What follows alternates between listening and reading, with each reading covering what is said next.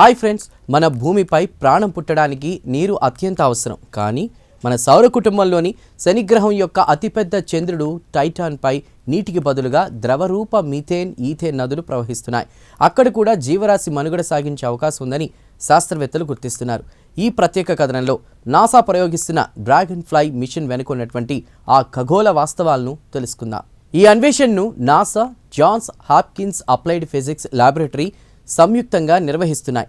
మన భూమి వాతావరణం కొన్ని కోట్ల ఏళ్ల క్రితం ఎలా ఉండేదో టైటాన్ ప్రస్తుతం అచ్చం అలానే ఉందని ప్రొఫెసర్ ఎలిజబెత్ టర్టిల్ నేతృత్వంలోని బృందం వివరిస్తోంది. అక్కడ పడేటువంటి మీథేన్ వర్షం ఇంకా గడ్డగట్టిన మంచు కొండల మధ్య ప్రాణం పుట్టే ప్రక్రియను వారు విశ్లేషిస్తున్నారు. భూమిపై నీటి చక్రం ఎలా ఉంటుందో టైటాన్పై మీథేన్ చక్రం అలాగే సాగుతుంది.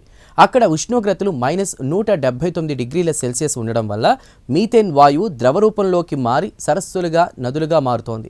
తాజా ప్లానెటరీ సైన్స్ విశ్లేషణల ప్రకారం ఈ మీథేన్ సముద్రాల్లో మనకు తెలియని ఒక కొత్త రకమైన లిక్విడ్ బేస్డ్ లైఫ్ ఉండే అవకాశం ఉందని తెలుస్తోంది. టైటాన్ వాతావరణం భూమి కంటే 4 రెట్లు దట్టంగా ఉంటుంది. అందుకే నాసా 2028లో అక్కడికి ఒక భారీ డ్రోన్ వంటి డ్రాగన్ ఫ్లై రోవర్ను పంపుతోంది. ఇది ఒక చోటు నుండి మరో చోటికి ఎగురుకుంటూ వెళ్ళి అక్కడి మట్టిలోని ఆర్గానిక్ కాంపౌండ్స్ను విశ్లేషిస్తుంది.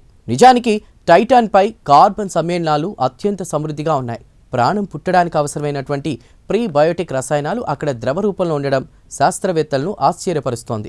తాజా ఆస్ట్రోబయాలజీ విశ్లేషణల ప్రకారం ఒకవేళ అక్కడ జీవం ఉంటే అది నీటిపై కాకుండా మీథేన్పై ఆధారపడి ఉంటుంది.